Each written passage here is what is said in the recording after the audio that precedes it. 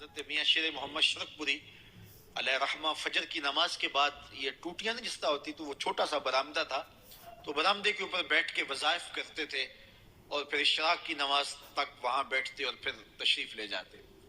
گرمی کی شدت تھی تو حضرت فرائض کی ادائیگی کے بعد وہاں چلے گئے تو نمازیوں نے آپس سے مشورہ کیا کہ یار حضرت کو عرض کریں کہ بارش کے لیے دعا کی جائے. تو حضرت جا کے وہاں اپنے وظائف میں لگ گئے تو انہوں نے کہا چلو ہم مسجد کے سین میں کھڑے ہو جاتے, حضرت توجہ کریں گے تو عرض کریں گے.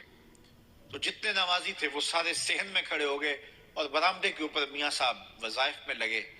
جب آپ کی نظر پڑتی نا لوگوں کی جانب تو جتنے بھی نمازی تھے سارے ہاتھوں سے اشارے کر کے کہتے یعنی دعا کرو. زبان سے نہ بولتے, ہاتھوں کو ایسے ہلاتے اور یہ کہتے کہ ادھر آسمان کی طرف اشارہ کر کے کہتے دعا کرو. میاں صاحب پھر وظائف میں لگ جاتے.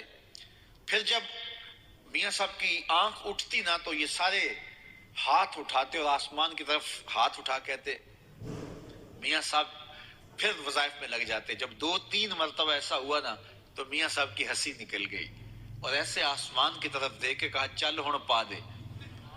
کہتے ہیں بس یہ بات کہنے کی دیر تھی کہ چھم چھم می برسنے لگا. تو جب کوئی حضور کا ہو جاتا ہے تو رب اس کو اپنا محبوب بنا لیتا ہے. تو حضور کی محبت خدا کی محبوبیت کا ذریعہ ہے. اس لیے ہمیں حضور کا پیار اپنی روحوں میں موجزن کرنا ہے, حضور کی محبت اپنی روحوں میں اتارنی ہے, اور محبت اپنے تمام تر تقاضوں کے ساتھ جب روح پذیر ہوگی تو پھر ہمارا انداز زندگی بھی سنور جائے گا, ہماری آخرت بھی سنور جائے گی. محبت کے من جملہ تقاضوں میں سے سب سے بڑا تقاضا محبوب کی اطاعت ہے کہ بندہ جس سے پیار کرتا ہے اس کی بات مانتا ہے. یہ ہے دعوی محبت کا ثبوت, اس کی دلیل. اور حضور کے صحابہ کی زندگیاں دیکھیے کہ انہوں نے حضور علیہ الصلوۃ والسلام کے ساتھ کیسے پیار کیا. حضور کی محبت میں اپنی عادتوں کو بدل دیا.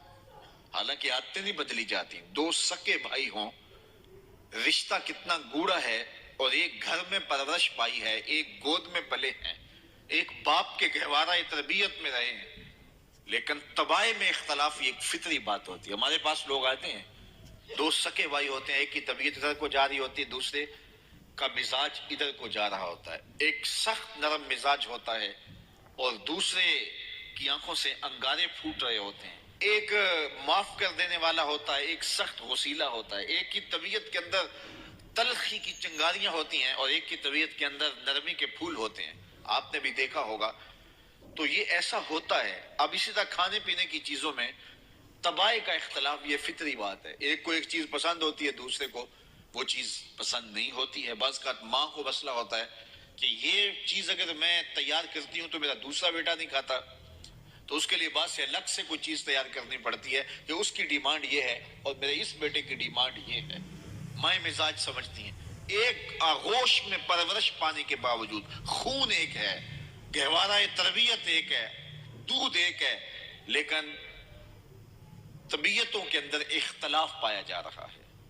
لیکن صحابہ کی زندگیاں دیکھیے, انہوں نے اپنی طبیعتیں بھی حضور کی طبیعت کے سانچے میں ڈھال دی.